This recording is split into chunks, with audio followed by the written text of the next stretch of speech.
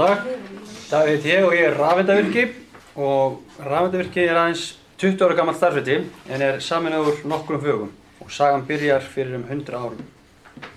Árið 1904 þegar áfram var að leggja sæsímastreng til Íslands voru engir menn menntaðir í símvirkjun á landinu. Stjórnvöld á Íslandi sáu við svo búið mátti ekki standa.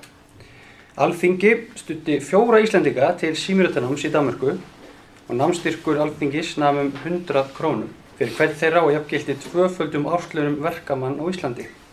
Félagarnir voru við nám frá hausti 1905 til júlíloka 1906 og þegar þeir komu heim tóku þeir við ritsímaþjónustu fyrir Landsíma. Þegar fjölmenningar komu heim eftir námið fóru þeir strax að huga því hvernig getur kennt væntanlegum aðstofamönnum.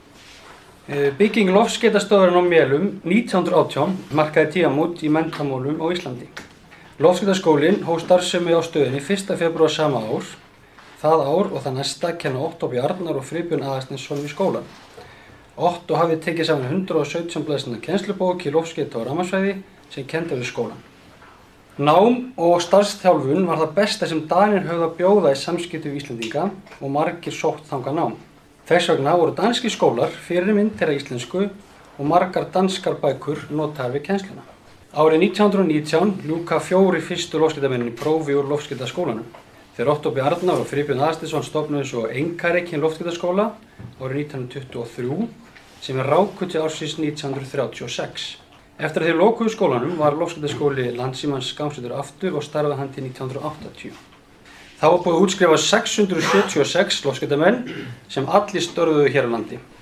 Ný tækni kom til sögunar og starf loftskeytamanna var svo lagt niður. En árið 1987 voru allir nemar í símvirkjun, loftskeytanámi, skrifstofuvélavirkjun og útvarpsvirkjun í eitt nám en nýrri námskrá í rafeindavirkjun. Þannig er það enn í dag.